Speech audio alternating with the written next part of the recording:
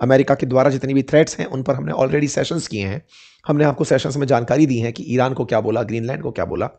ऐसे में ये थ्रेट बढ़ते बढ़ते अब भारत तक का पहुंची है। आज अमेरिका ने दो ऐसे काम किए हैं जिनकी वजह से दुनिया को बड़ा झटका लगेगा। फिलहाल के लिए ये व्यक्ति पूरी तरह छुट्टा सांड हो गया है। अब ये दुनिया के अंदर कुछ भी तहलका मचाना चाह रहा है। अब ये जो बात है कि ये कर क्या रहा है, इसका असर भारत की अर्थव्यवस्था पर तो नकारात्मक होगा ही, लेकिन दुनिया को यह समझना होगा कि इसे रोकने के लिए अब पूरी दुनिया को भी एक अगर होना पड़े ना, तो भी शायद अमेरिका कंट्रोल में नहीं आ सकता। और रिक्वेस्ट रहेगी चैनल को सब्सक्राइब करने की, प्लीज इसे सब्सक्राइब कर अवश्य कर लीजिए। आज वो जवाब दे दिया है कि भारत जैसे देशों पर रूस से तेल खरीदने पर प्रतिबंध क्यों लगाया। एक साथ इतने बड़े नुकसान भारत को होना, क्या इंपैक्ट है इसका, ना केवल भारत पर बल्कि दुनिया पर, आज के सेशन में जिक्र करेंगे। आप सभी जानते हैं कि जब से वेनेजुएला से मादुरो को उठाया गया है, तब से इनके हौसले बुलंद हैं और इनके हौसलों की बुलंदी अब दुनिया के देशों पर सीधे सीधे थ्रेट के रूप में देखने को मिल रही है। कुछ दिनों पहले इन्होंने ग्रीनलैंड को थ्रेट किया, मैक्सिको को थ्रेट किया, कोलंबिया को थ्रेट किया, क्यूबा को थ्रेट किया, ईरान को थ्रेट किया। इन सब के साथ ये थ्रेट खेल रहे हैं। अब पूरी दुनिया को भी एक अगर होना पड़े ना, तो भी शायद अमेरिका कंट्रोल में नहीं आ सकता। आप पूछेंगे वो कैसे। सारी की सारी बातों का सार आप निकालने निकलिए तो आप पाएंगे कि जब से ये व्यक्ति आया है, डे वन से एक चीज का दिमाग में फितूर लगाया हुआ है कि मुझे तेल कंपनियों ने पैसा दिया था, मैं उनके लिए काम करूंगा। उनके लिए काम करूंगा तो अमेरिका का तेल बिकना चाहिए। और अमेरिकी तेल कंपनियों ने दुनिया भर में जहां जहां फैक्ट्री लगाई हुई है, रिफाइनरी लगाई हुई है, वहां से तेल निकल के आना चाहिए।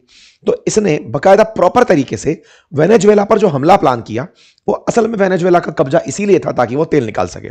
बहुत से लोगों के दिमाग में प्रश्न आया। कल हमारे पास एक बहुत ही अच्छा कमेंट लिखा हुआ आया कमेंट बॉक्स में कि सर एक बात बताइए, दुनिया तो एक तरफ ग्रीन एनर्जी की तरफ बढ़ रही है, सोलर एनर्जी की तरफ बढ़ रही है, लेकिन अमेरिका तेल के पीछे क्यों पड़ा हुआ है। इसके पीछे का कारण मैं आपको आज समझाता हूं। असल में अमेरिका को दुनिया से कोई मतलब नहीं है। वो पूरी तरह से अब हाइड्रोकार्बन्स पर वापस लौट रहा है।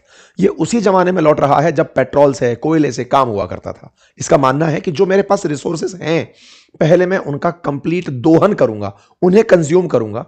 फिर आप पूछेंगे दुनिया के और देश भी ऐसा करने लगेंगे। भारत जैसे देश, चीन जैसे देश, इनके पास तेल है नहीं। इन्हें तेल मंगाना पड़ता है, तो हम तो तेल मंगा के खर्च करेंगे। इसके पास तो तेल है और नहीं है, तो इसने कब्जा कर लिया। तो तेल को कब्जा करके ये पहले उस तेल को बेच के पैसे कमाना चाहता है। सर लेकिन इस तेल को बेचने से तो बहुत ज्यादा दिक्कत हो जाएगी, दुनिया के अंदर पॉल्यूशन बढ़ जाएगा, ग्लोबल वार्मिंग बढ़ जाएगी, टेम्परेचर दुनिया का बढ़ जाएगा, ग्लेशियर्स पिघल जाएंगे, अतिवृष्टि बढ़ने लगेगी, समुद्र का जल स्तर बढ़ने लगेगा। अरे ओवरऑल क्या होगा ये बताइए।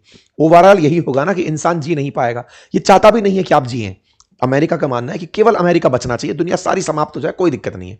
इसी की प्लानिंग में ये लोग ग्रीनलैंड की तैयारी कर रहे हैं। इनका मानना है एक दिन समुद्र स्तर बढ़ेगा, ग्लेशियर्स पिघलेंगे, तापमान बढ़ेगा, सब कुछ होगा, कोई बात नहीं, तो रहने लायक ग्रीनलैंड बचेगा, वहां जाके रह लेंगे। थोड़े दिनों बाद ये ग्रीनलैंड के बाद अंटार्कटिका की बात करेंगे कि अंटार्कटिका जाकर ले लेंगे, वहां पर रह लेंगे। दुनिया में सब चीजें हमेशा के लिए थोड़ी होती हैं और हर व्यक्ति हमेशा के लिए नहीं है। तो ट्रंप उस मानसिकता के साथ अभी फ्यूल को, पेट्रोलियम फ्यूल्स को बर्न करने में लगे हुए हैं। और बर्न करने में इसने जो पागलपन दिखाया है, पूरी दुनिया जिस भी तरह से बर्बाद हो, ना जाने कितने देश इनके इस पागलपन के चलते डूब जाएंगे, बर्बाद हो जाएंगे, ना जाने कितने देश समुद्र में समा जाएंगे, ना जाने कितनी नदियों में बाढ़ आएगी, ना जाने कितने लोग प्यास से मरेंगे, ना जाने कितने जंगलों में आग लग जाएगी, लेकिन इस व्यक्ति को कोई फर्क नहीं पड़ता। इसका इसने एक प्रमाण दिया, और प्रमाण ये कि 66 इंटरनेशनल ऑर्गेनाइजेशन से कल रात बाहर निकल गया। ये 66 इंटरनेशनल जो ऑर्गेनाइजेशंस थी, उनमें से एक इंटरनेशनल सोलर अलायंस भी था जो भारत ने बनाया था, जो दुनिया के अंदर सोलर एनर्जी की अलग जगा रहा था कि दुनिया सोलर एनर्जी, रिन्यूएबल एनर्जी में आगे बढ़े, ईवीज में आगे बढ़े, दुनिया किस तरह से इलेक्ट्रिक व्हीकल्स को। इसने 66 ग्रुपों से बाहर निकाल दिया। उसमें से 35 तो नॉन यूएन ऑर्गेनाइजेशन थे, लेकिन 31 यूएन के ऑर्गेनाइजेशन थे। अभी कल परसों हम और आप यूएन को लेकर के इसको क्रिटिसाइज कर रहे थे कि यूएन क्या करेगा। ये यूएन के 31 गठबंधनों से खुद ही बाहर निकल गया। बोलता है कि सुनिए बात ऐसी है, यूएन की कोई प्रासंगिकता नहीं है। कौन है यूएन, क्या ही जरूरत है उस यूएन की। क्योंकि आप वेनेजुएला के केस में कह रहे थे ना कि यूएन के अंदर बैठक बुलाई गई है, अमेरिका के खिलाफ बातें हो रही हैं, अमेरिका पर एक्शन लेने के लिए दबाव बढ़ाया जा रहा है। इसने कहा मैं हुई नहीं तुम्हारा सदस्य, क्या बिगाड़ लोगे मेरा। अमेरिका अब ऊपर चला गया है, इतना ऊपर कि अब ये लिखते ही अमेरिका फर्स्ट है और अमेरिका ही सर्वे सर्वा है। इन्होंने बकायदा लिख दिया कि हम अमेरिका फर्स्ट की नीति अपनाते हुए इन फालतू की चीजों से, जो वेस्टफुल इंटरनेशनल ऑर्गेनाइजेशंस हैं, हम इसमें से निकल रहे हैं, ये यूजलेस हैं, ये एंटी अमेरिकन हैं, इन्हें हमें रखने की जरूरत नहीं है। इस तरह से अमेरिका ने खुद को यहां से बाहर निकाल दिया। विड्रॉल ऑफ वेस्टफुल, इनइफेक्टिव और हार्मफुल इंटरनेशनल ऑर्गेनाइजेशन। सोचिए, अमेरिका के हित में नहीं है तो हार्मफुल है। ये वही अमेरिका है जो कभी लोकतंत्र की बातें किया करता था, ये वही अमेरिका है जो पर्यावरण की बातें करता था, मानवाधिकार की बातें करता था। अमेरिका ने ट्रंप के नेतृत्व में खुद को वहां से पूरी तरह बाहर निकाल लिया है। इन 66 ऑर्गेनाइजेशन में 17 केवल क्लाइमेट, एनवायरमेंट और एनर्जी से जुड़े हैं। यह जवाब है उस प्रश्न का जो अक्सर आप पूछा करते हैं कि ये तेल के पीछे क्यों पड़ा है, क्योंकि इसको पर्यावरण की कुछ नहीं पड़ी है। उसके बाद 12 है इकोनॉमिक डेवलपमेंट से रिलेटेड एग्रीमेंट्स, उनसे बाहर निकला है। इसका सिंपल सा मतलब है कि जब मैं टैरिफ खेल ही रहा हूं तो अंतरराष्ट्रीय ऑर्गेनाइजेशंस होने ही क्यों चाहिए, मतलब ही नहीं है। साइंस कल्चर का कोई मतलब नहीं है, एजुकेशन का कोई मतलब नहीं है, इन तमाम ऑर्गेनाइजेशन से ये बाहर निकल कर आ गया। अमेरिका बढ़िया से आगे चल रहा है। हम तेल निकालेंगे, तेल निकाल करके दुनिया में प्रदूषण फैलाएंगे, प्रदूषण फैला के अगर खुद पर में मुसीबत आएगी तो हम जाकर के या तो चांद पर बस जाएंगे, या मार्स पर बस जाएंगे, या ग्रीनलैंड पर बस जाएंगे, या आर्कटिक में बस जाएंगे। हम अपने आप को बचा ले जाएंगे। दुनिया वालों, तुम तुम्हारी देखो। अमेरिका ने कुल मिलाकर के दुनिया को यह संदेश दे दिया है। बार बार ट्रंप ने अपने उद्देश्य में यही बताया कि ड्रिल बेबी ड्रिल, हम तो ज्यादा से ज्यादा तेल निकालेंगे, और तेल निकालने के पक्ष में मात्र 44% अमेरिकी हैं, फिर भी हम तेल निकालेंगे। क्यों? क्योंकि ट्रंप को फाइनेंस करने वाले लोग, अमेरिकी जितने भी लोग फाइनेंसर्स हैं, वो बड़ी तेल की कंपनियां हैं। और ऐसे में क्रॉनिक कैपिटलिज्म की क्या हाइट हो सकती है वो दुनिया ने देख लिया। अब बड़ा सवाल बनता है कि सर एक बात बताइए, क्या कोई कुछ कर सकता है इसका? मतलब कि क्या इंडिया रोक देगा अपना तेल खरीदना वहां से? क्या ये दुनिया वाले लोग अमेरिका पर आधारित हो जाएंगे? देखिए, अमेरिका को लोगों ने पनपने दिया है। 200 साल से अमेरिका चल रहा है। सेकेंड वर्ल्ड वॉर के बाद से लेकर अब तक लगभग 80 साल से अमेरिका ने अपना सिक्का जमाया है। अभी इसकी अति होना बाकी है। ये अपनी जिस अति पर चलते हुए फिलहाल वेनेजुएला पर कब्जा कर गया है, दुनिया भर के ऐसे देशों पर ये बहुत से एक्शन अभी लेगा जो कि आप कल्पना नहीं कर सकते। ऐसे में क्या भारत के लिए नुकसानदायक है? जैसा मैंने आपसे कहा कि भारत को अब इसकी बात मानते हुए रूस से तेल लेना रोकना ही पड़ेगा, और कोई अल्टरनेटिव नहीं है, क्योंकि अभी जिस मूड में ये है इसका डर खत्म हो गया है। साथियों, अक्सर ये कहा जाता है कि जिसका एक बार शर्म खत्म हो जाए, जिसकी हया खत्म हो जाए, जिसके अंदर डर खत्म हो जाए, वो सबसे विध्वंसकारी बन जाता है। इलाज उसका समय करता है, उसकी सृष्टि उसका इलाज करती है, प्रकृति उसका इलाज करती है। लेकिन ट्रंप जिस मोड में अभी चल रहा है, अभी उसका इलाज शायद कोई भी करने का इंतजार भी नहीं कर रहा है। फिलहाल के लिए ट्रंप ने जिस तरह से वेनेजुएला के ऊपर कब्जा किया, सबसे पहले सोचकर देखिए, कहा गया है कि इनसे 30 से लेकर 50 मिलियन बैरल तेल तो अमेरिका पहले खुद निकालेगा, फिर अमेरिकन का खर्चा पानी सेट करेगा, तब जाकर हम बेचेंगे। कुल मिलाकर के एक ही बात है कि अमेरिका को पर्यावरण की कोई दिक्कत नहीं है। बाकी आप लोग मस्त रहिए, अपना अपना जीवन बचाइए। अमेरिका के साथ भारत को ट्रेड डील अगर करनी है तो भाई साहब करिए, क्योंकि ये वो आदमी है जो टेस्ला को इसलिए हड़का दिया था। मस्क से लड़ने का कोई और कारण नहीं था। एलॉन मस्क से लड़ने का एकमात्र कारण था, Elon Musk electric vehicle Tesla चला रहा है। ज्यादा पैसा दे दिए तेल कंपनी वाले। इसने भी पैसा दिया था चुनाव लड़ने के लिए। अगर इसका पैसा काम कर गया होता तो ये तेल कंपनियों पर काम नहीं करता, वेनेजुएला की जान बच गई होती। लेकिन तेल कंपनियों ने ज्यादा पैसा दे दिया, बेचारा इसका पैसा कम पड़ गया, इसका धंधा पिटवा दिया वो। क्योंकि टेस्ला कैसे बिकेगी? टेस्ला तो ईवी है, तो इससे कोई दिक्कत नहीं। पर इसको समझाया गया, इन दिनों ये वापस से दिखा है, इसको दिखाया गया कि तू चिंता क्यों कर रहा है, तेरे को और धंधा दिलवा देंगे यार, क्या लोड ले रहा है तू? स्टारलिंक बेच, तेरा आराम से स्पेस एक्स चला, तू दुनिया के अंदर डेटा सेंटर खोल, कुछ और बढ़िया कर, ट्विटर से पैसे कमा। तू क्यों इसके पीछे पड़ रहा है कि तुझे मतलब तेल वो ईवी बेचनी है? तो एलॉन मस्क जिसको बाहर किया गया था, उसके पीछे का उद्देश्य भी अब क्लियर हो चुका है। अब धीरे धीरे अमेरिका अपने पुरानी नीतियों पर लौट रहा है। ऑयल के प्रति अमेरिकी प्यार अब दिखने लगा है। भारत को आवश्यकता है कि इसको जल्दी से समेट लिया जाए, अदरवाइज ये भारत को बहुत नुकसान पहुंचाएगा। पर्यावरण के लिए पूरी दुनिया के देश फिर एकजुट हों। समझें कि पर्यावरण किसी एक की नहीं, दुनिया की साझा विरासत है। अमेरिकियों को सद्बुद्धि एक दिन जरूर आएगी, अन्यथा अमेरिका के साथ दुनिया के देशों को कोई ना कोई एक्शन लेना पड़ेगा। बयानबाजी से कुछ नहीं होगा। मैं बोल दूं कि अमेरिका के खिलाफ कुछ करो, कुछ नहीं होगा भाई साहब। अमेरिका का ही प्लेटफॉर्म है जिस पर आप मुझे सुन रहे हैं। अमेरिका वाले जिस दिन चाहें दुनिया भर की आवाजों की बोलती बंद कर दें, अब वो उस मोड में चल रहे हैं। बाकी आप लोग अपने समझदार हैं, बताइए क्या लगता है आपको, क्या करना चाहिए? अगर आपको जानकारी पसंद आती है तो अपनी राय कमेंट बॉक्स में जरूर दीजिए, और रिक्वेस्ट रहेगी चैनल को सब्सक्राइब करने की, प्लीज इसे सब्सक्राइब कर अवश्य कर लीजिए।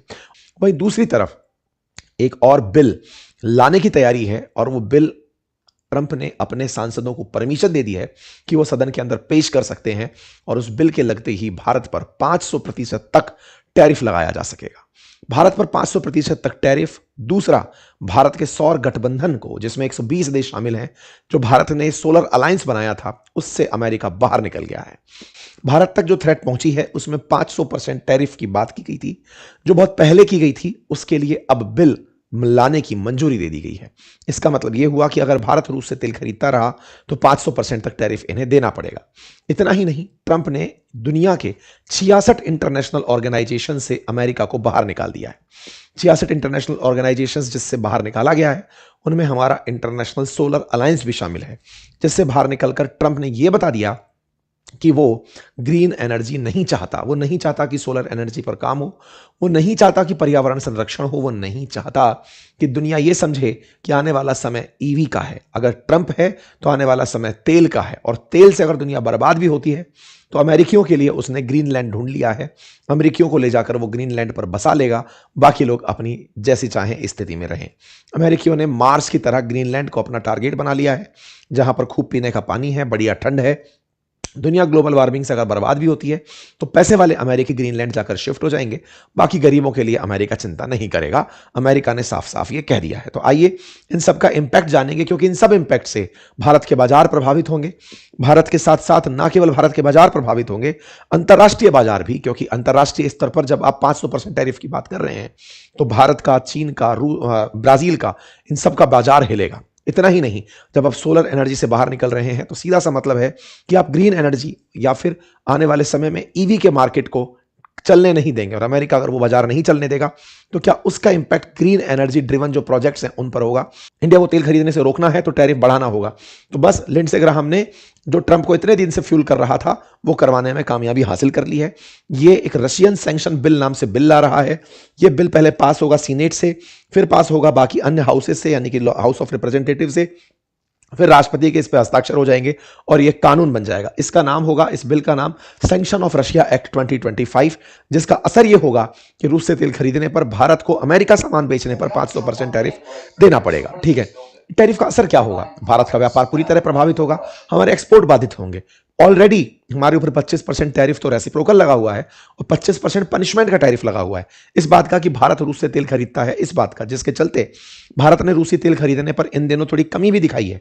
आपको याद होगा जनवरी 2 की ये न्यूज़ है। इंडिया ने अपने सारे रिफाइनरीज से बोला है कि भाई तुम लोग जो रशिया से तेल मंगा रहे हो उसका वीकली हमें अपडेट दो। भारत पिछले 4 साल में रूस से तेल खरीदने में इन दिनों सबसे कम हुआ है कि रूसी तेल खरीदने के आंकड़े धीरे धीरे गिरते हुए नीचे आ रहे हैं। हम अपनी आवश्यकता का 32.3% अब रूस से खरीद रहे हैं, लेकिन अभी भी जितने देशों से हम तेल खरीदते हैं उनमें सबसे ज्यादा रूस से खरीदना शामिल है। ऐसे में रिलायंस इंडस्ट्रीज निकल कर आती हैं और वो कहती हैं कि इस महीने यानी जनवरी में हम रूस से कोई तेल नहीं खरीदेंगे। रिलायंस का तेल ना खरीदना जैसे ही अनाउंस होता है तो इंडिया का जो तेल परचेज है वो ऑटोमेटिक कम हो जाएगा। ये बड़ी सुर्खी बन जाता है। तो कुल मिलाकर अमेरिका की धमकियों का असर भारत पर होना शुरू हुआ। भारत ने रूसी तेल खरीदना कम किया और तो और हम धीरे धीरे इस काम में समय ना लगा जाए, इसलिए हमें और धमकाया गया 500% का टैरिफ देते हुए। इस बात का ट्रंप ने मजाक भी बनाया और कहा कि मोदी मुझे खुश करने का प्रयास कर रहे हैं, वो इस तरह से टैरिफ लगा करके, इस तरह से इंपोर्ट कम करके मुझे हैप्पी करने का प्रयास कर रहे हैं। खैर, इनकी जो भी बातें हैं, इन सबसे एक चीज तो तय है कि भारत टैरिफ के चलते एक्सपोर्ट को बाधित होता हुआ देख रहा है। भारत के जुलाई के जो एक्सपोर्ट थे वो अगस्त में कम हुए, सितंबर में कम हुए, अक्टूबर में कम हुए, ये साफ साफ दिखाई पड़ रहे हैं। भारत अमेरिका से एक्सपोर्ट में लगातार अब पिछड़ता चला जा रहा है, जिसका नुकसान भारत की अर्थव्यवस्थाओं को हो रहा है। मजबूरी यह है कि भारत पहले इस पर प्रतिक्रिया दिया था। जिस समय लिंडसे ग्राहम ने सबसे पहले बात उठाई थी उस समय हमने यूरोप का हवाला देते हुए बात की थी, लेकिन अब हमारी प्रतिक्रिया भी बेअसर है, क्योंकि अमेरिका में एक नेक्स्ट लेवल का कॉन्फिडेंस आ चुका है। वो सबसे झगड़ चुका है। टैरिफ के नाम पर वो चाइना के साथ खेल खेल चुका है, वेनेजुएला के मादुरो को उठा चुका है, यूक्रेन के खिलाफ, रशिया के खिलाफ सैंक्शन की बातें कर रहा है। तो अभी फिलहाल के लिए ये व्यक्ति पूरी तरह छुट्टा सांड हो गया है। अब ये दुनिया के अंदर कुछ भी तहलका मचाना चाह रहा है। फिलहाल के लिए इतना ही। चैनल पर नए हैं तो सब्सक्राइब कर लीजिए, अपने साथियों के साथ इसे जरूर साझा करिए। अगर आपको जानकारी पसंद आती है तो अपनी राय कमेंट बॉक्स में जरूर दीजिए और रिक्वेस्ट रहेगी चैनल को सब्सक्राइब करने की, प्लीज इसे सब्सक्राइब कर अवश्य कर लीजिए।